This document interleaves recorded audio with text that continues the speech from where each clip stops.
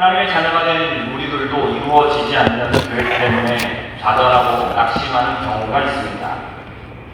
내가 원하는 대로 또 계획한 대로 이루어지지 않는 이러한 상황은 우리에게 무엇을 말해주고 있는 것입니까? 하나님을 믿는 우리들은 하나님을 내 인생의 주인이라고 고백을 합니다. 그러면 우리의 장래에 대해서 우리의 인생을 위하여서 누가 계획을 세워야 하겠습니까? 오늘 요셉의 이야기를 살펴보면서 우리들은 내가 원하는 대로 이루어지지 않는 현실을 어떻게 이해해야 될지에 대해서, 그리고 우리의 인생을 누가 계획해야 될지에 대해서 깨닫는 시간이 되기를 원합니다. 첫 번째로, 부모도 내 인생을 계획할 수 없습니다. 야곱에게는 12명의 아들이 있었습니다. 그 중에 야곱이 가장 사랑하는 아들은 11번째인 요셉이었죠. 이유는 야곱이 아내들 중에서 가장 사랑했던 라헬이 낳은 첫 번째 아들, 11번째 아들이 바로 요셉이었기 때문입니다. 자녀들이 여러 명 있으면 그 중에 가장 이쁜 아이가 있죠. 예전에는 제가 어렸을 때 어른들께서 그런 이야기를 하시면 이해가 되지 않았습니다. 자녀들을 다 똑같이 사랑하고 어떻게 그 아이가 그렇게 특별하게 이뻐할 수가 있어, 이런 생각을 했었는데 자녀들을 낳고 보니까 어른들의 말씀이 맞았습니다. 유독 이쁜 아이가 있더라고요. 걔가 특별히 더 잘나는 게 아닙니다. 뭘 더 잘하는 것도 아닙니다. 근데 그냥 유독 그 아이가 이쁘고 사랑스러워요.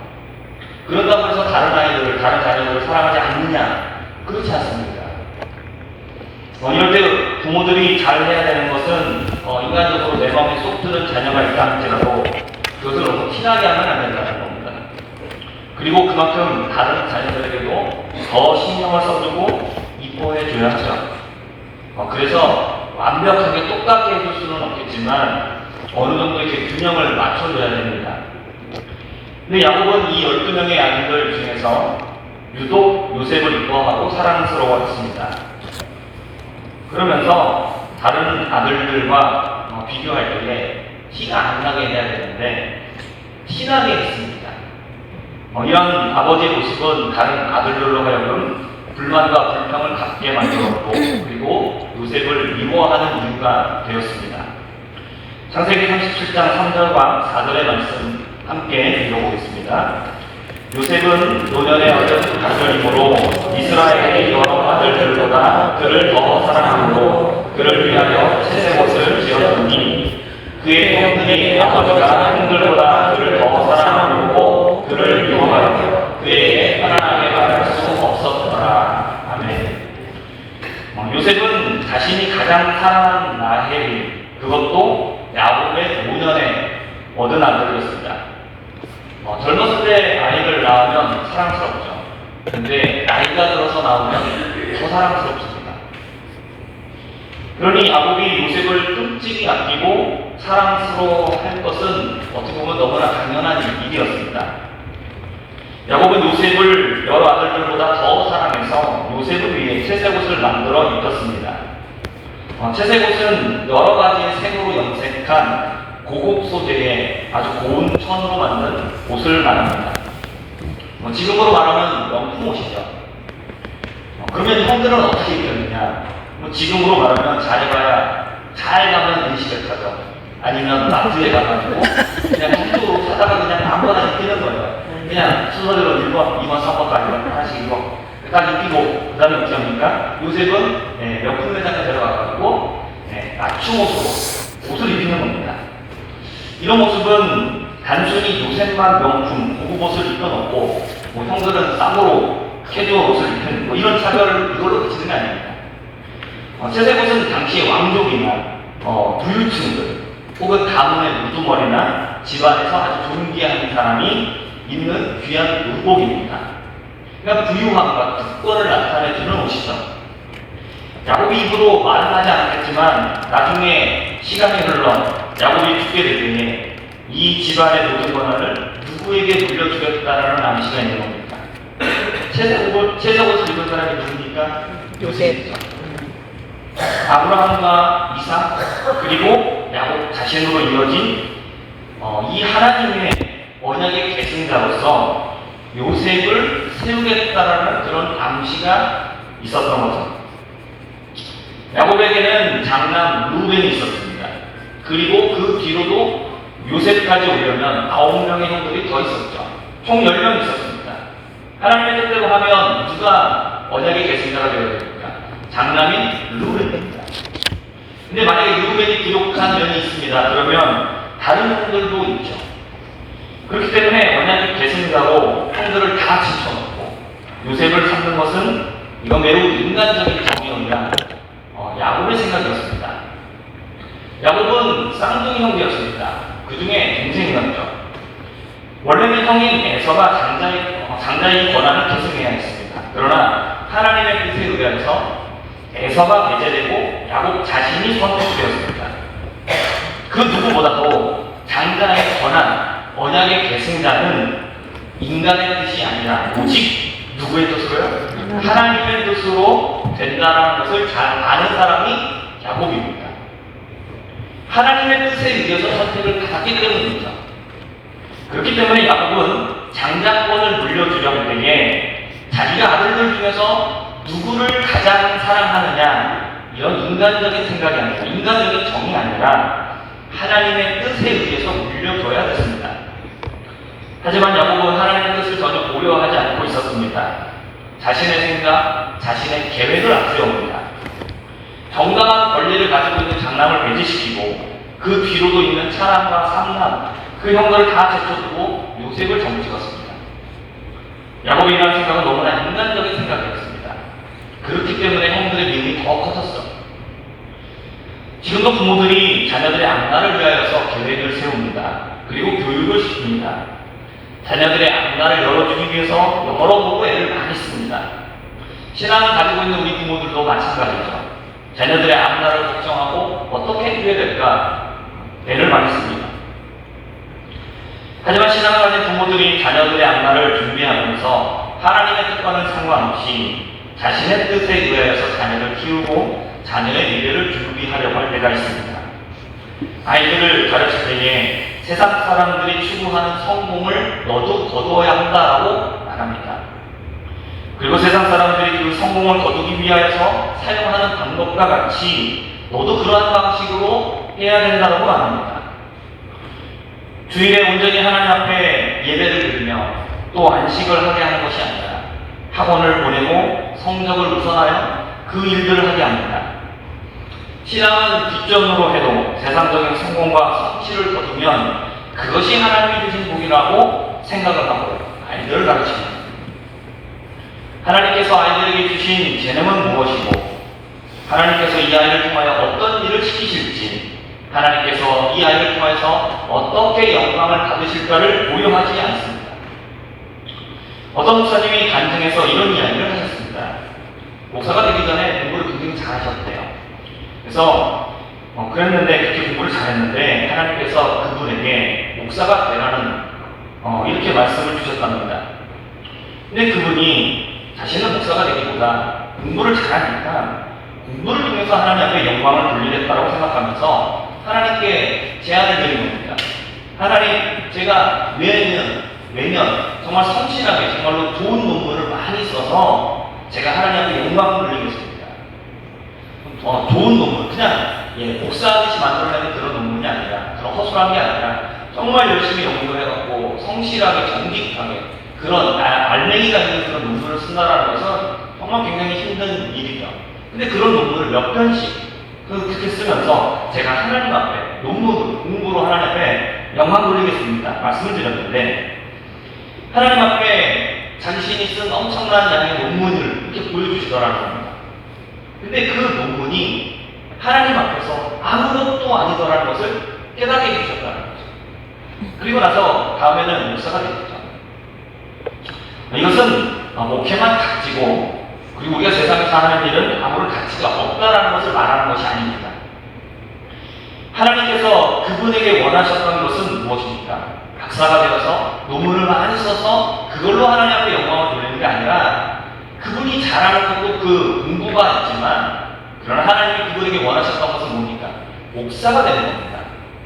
하나님의 일을, 공부도 하나님의 일이고 목회도 하나님의 일인데 그분에게 원하셨던 하나님의 일은 목회였다라는 거죠. 그러나 하나님의 뜻을 알지 못하면 어떻게 말하면 됩니까? 내가 좋아하는 것, 내가 잘하는 것, 내가 생각하는 것을 가지고 내 뜻을 가지고 이것이 하나님의 뜻이다라고 잘못 알게 된다는 것이죠. 아버지 하나님이 생각하는 요셉의 미래와 하나님께서 요셉에게 생각하시고 있는 계획은 달랐습니다. 하나님께서는 요셉에게 꿈을 보여주셨습니다. 첫 번째 꿈은 형제들이 함께 식사를 먹고 있었는데 요셉의 단이 일어서고 나머지 형들의 단이 요셉의 단에게 절하는 꿈이었습니다. 형들은 듣고 네가 우리의 왕이 되겠느냐, 우리를 다스리겠느냐 말하면서 요셉을 더욱 위협하게 되었죠. 두 번째 꿈은 해와 달과 11별이 자신에게 절하는 꿈이었습니다. 요셉의 꿈을 형들과 또 아버지에게 말했습니다. 그의 아버지 야곱은 모든 가족들이 너에게 어떻게 절을 하겠느냐 말하면서 요셉을 꾸짖었죠. 형들의 꿈의 내용을 듣고 요셉에 대한 시기가 생겼고 형들은 이 꿈의 내용을 듣고 요셉에 대한 시기가 생겼고 더욱 위협하게 되었습니다. 야곱은 요셉의 꿈의 그 이야기를 주의 깊게 들었지만 그것으로 그쳤습니다. 요셉을 향한 하나님의 뜻이 무엇인지에 대하여서 주의 깊게 생각한 것이 아니라 그저 사랑하는 아들이 하는 말에 대하여서 관심을 가진 것이었죠. 야곱은 여전히 요셉의 미래에 대하여 자신의 방법대로 키우려고 했고 하나님의 뜻과 계획에 대해서는 중요하게 생각하지 않았습니다. 결국 요셉의 장래가 야곱이 계획한 대로 되었습니까? 그렇지 않았습니다. 야곱이 요셉의 미래에 대하여 생각하는 것과 하나님이 그리신 요셉의 미래는 매우 달랐습니다. 부모는 더 자녀를 사랑하고 장래에 대해서 걱정하지만 아무리 부모가 아이의 장래를 그리고 아이를 교육한다고 해서 그렇게 되는 것이 아닙니다. 계획을 합니다. 그러나 이루어지지 않죠. 그렇기 때문에 부모라 할지라도 자녀의 미래를 계획할 수 없는 것입니다. 두 번째로 내 인생을 망가뜨리려는 방해가 있습니다. 형들은 요셉에 대해서 미워하는 마음이 가득해졌습니다. 아버지가 요셉만 너무 사랑하고 아꼈기 때문입니다. 야곱은 형들은 양떼를 치라고 멀리 보냈습니다. 형들은 밖에 나가서 양을 돌보느라 많은 고생을 했죠. 그에 반해서 요셉은 채색 옷을 입고 아버지와 함께 집에 거주하고 있었습니다.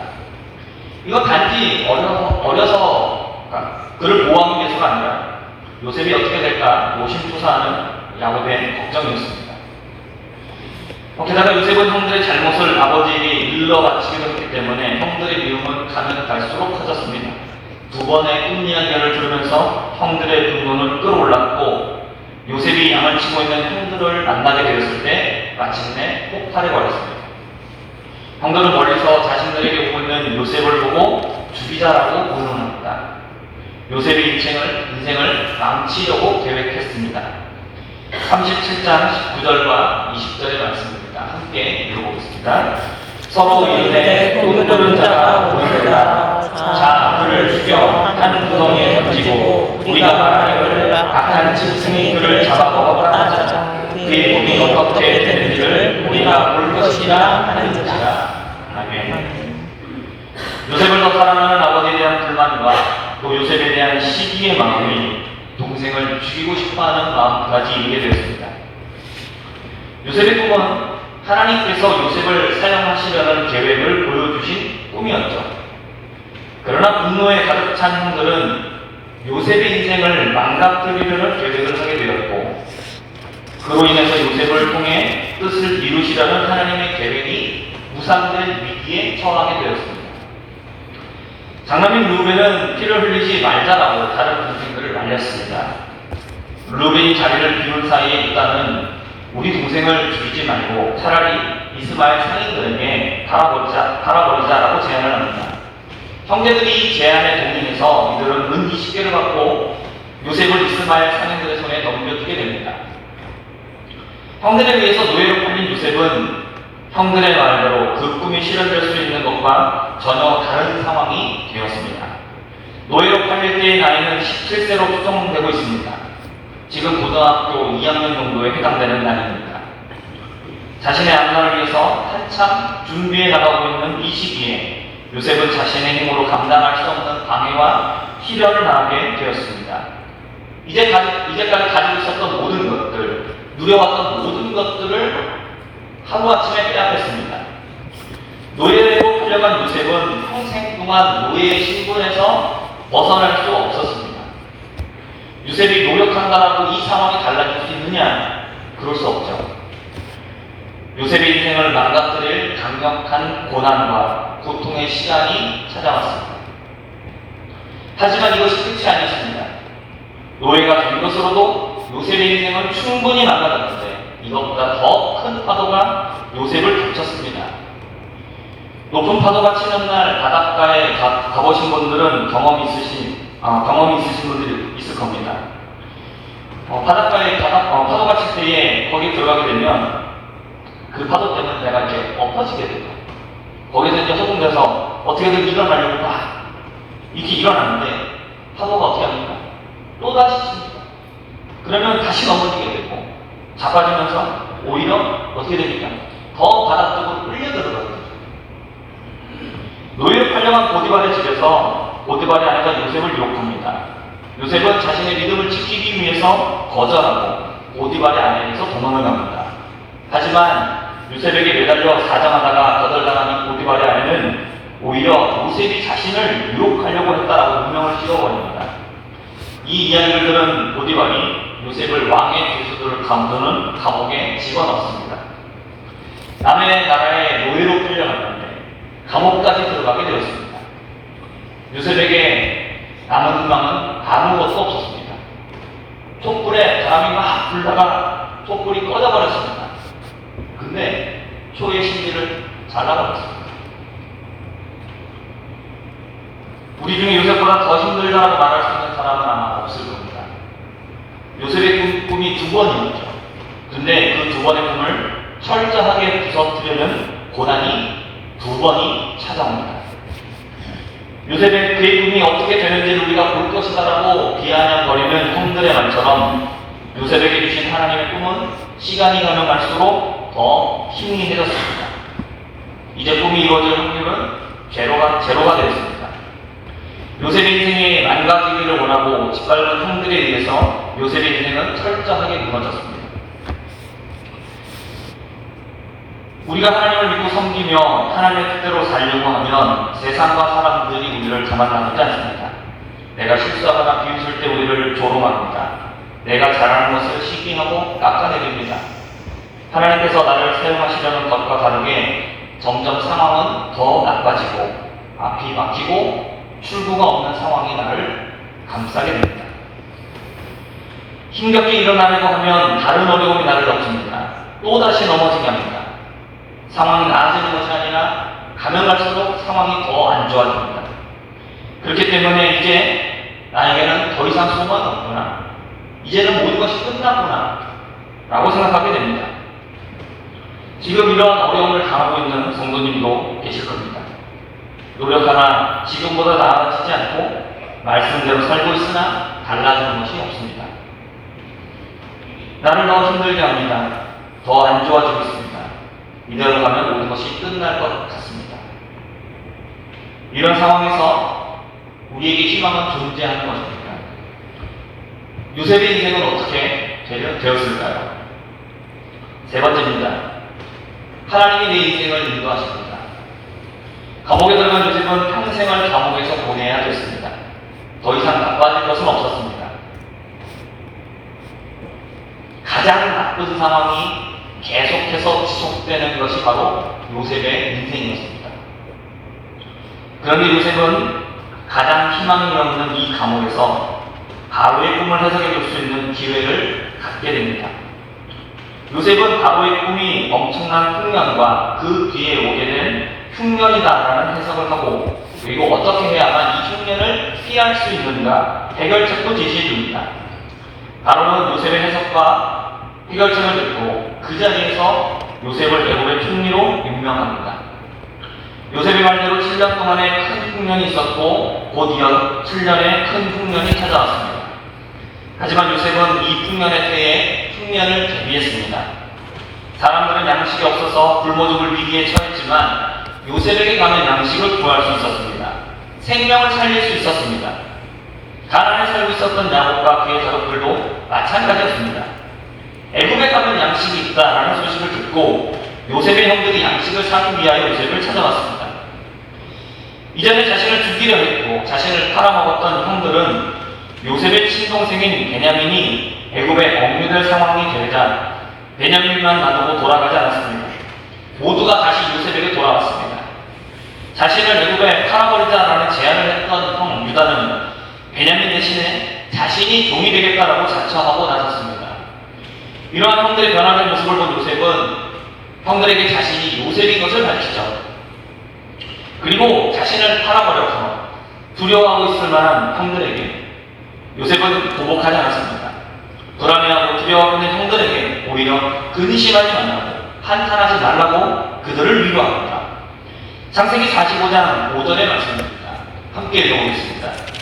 당신들이 나를 곳에 팔았다고 해서 근심하지 마소서, 한탄하지 마소서. 하나님이 생명을 구원하시려고 나를 당신들보다 먼저 보내셨습니다. 아멘. 형들은 요셉을 시기하고 미워해서 요셉의 인생을 망가뜨리기 위해서 그 악한 생각으로 요셉을 팔았습니다. 하지만 하나님께서는 형들의 이러한 행동을 생명을 구원하기 위한 하나님의 그 계획을 이루기 위한, 그래서 요셉을 애굽에 보내기 위한 계기로 삼으셨다는 것이죠. 이어서 7절에서 하나님께서 구원해야 될 이 생명들 가운데에 요셉을 팔아버린 그의 형들과 형들의 자녀들까지도 포함되어 있다고 말합니다. 창세기 45장 10절입니다. 하나님이 큰 구원으로 당신들의 생명을 보존하고 당신들의 후손을 세상에 두시려고 나를 당신들보다 먼저 보내셨나니 라고 말씀하고 있습니다. 이 요셉의 말은 정말 충격적인 말이죠. 형들은 100% 자기들의 의지로 요셉을 미워하는 마음을 가지고 요셉이 망했으면 하는 마음으로 애굽을 팔아넘겼습니다. 그리고 요셉의 꿈이 망가지기를, 요셉의 인생이 무너지기를 기대했습니다. 하지만 하나님께서는 요셉을 사용하여 온 세상 사람들의 생명을 구원하시기 원하셨습니다. 그 안에는 요셉을 팔아넘긴 형들과 그 형들의 자녀들의 생명도 포함되어 있었다는 것입니다. 이 놀라운 구원을 위해서 형들의 악한 행동을 하나님이 이용하셨다라고 말하고 있습니다. 그 모든 것들이 하나님의 계획 안에 포함되어 있었다는 것이죠. 아버지 야곱이 계획한 대로라면 요셉은 아버지 집에서 잘 지내다가 가족과 가문의 우두머리가 되었을 겁니다. 하지만 그렇게 되었다면 어떻게 되었을까요? 이 전 세계적인 흉년이 찾아왔을 때에 이스라엘은 전부 다 사라지게 되었을 겁니다. 하나님께서는 아브라함으로 시작하여 그의 후손이 하늘의 별과 바다의 모래와 같이 번성하게 하시겠다라고 말씀하셨는데, 이 흉년이 찾아왔다면 하나님의 언약은 물거품이 되었고, 그리고 복을 받아야 될 다른 모든 민족들도 사라지게 되었을 겁니다. 요셉은 자신의 앞길이 보이지 않고 갈수록 악화되는 현실 앞에서 어떤 것도 할 수 없었습니다. 요셉의 인생은 완전히 망가졌습니다. 그러나 그 암담한 현실은 꿈을 해석할 수 없어서 답답해하고 있는 바로를 만날 수 있는 최고의 지름길이었습니다. 최고의 권력을 가진 바로였으나 그 주변에 있는 지혜로운 사람들 다 모았지만 해석할 수가 없었죠. 그런데 그 꿈을 요셉이 해결해 주는 거죠. 해석해주고 지혜로운 해결책까지 제시해 주었습니다. 그러므로 요셉을 총리가 되게 하시기 위한, 그러므로 세상의 모든 사람들의 생명을 살리기 위한 하나님의 그 놀라운 계획이 그 고통 안에 담겨 있었다는 것입니다. 요셉을 망하게 하려고 했던 형들의 그 행동은 요셉의 인생을 계획하시고 인도하시는 하나님의 큰 계획 안에서 오히려 요셉을 위한 행동이 되었습니다. 모두의 생명을 구원하시려는 하나님의 그 큰 계획을 어느 누구도 바꿀 수가 없었습니다. 그 계획을 막을 수가 없었습니다. 그리고 그 계획을 실패시킬 수가 없었습니다. 우리 사람들은 나름대로 다 자기의 생각을 가지고 계획을 하며 살아갑니다. 하지만 그런 우리 한 사람의 모든 계획과 또 모든 행동은 전부 하나님의 계획과 뜻 안에 있습니다. 큰 강물은 흘러서 바다로 향하죠. 그 강 안에 많은 물고기들이 있습니다. 모두 다 자기의 나름대로 자기가 하고 싶은 대로 살아가고 있어요. 그러나 그 안에 많은 물고기가 있다 할지라도 그 큰 강물이 바다로 흘러가는 그 흐름을 거스르거나 막을 수가 없습니다. 다만 그 안에서 살아갈 뿐이지. 우리를 향한 하나님의 뜻은 큰 강물과 같습니다. 나를 향한 하나님의 계획은 그 어느 누구도 막을 수 없고 변경시킬 수 없습니다. 실패시킬 수가 없습니다. 잠언 19장 21절의 말씀입니다. 함께 읽어보겠습니다.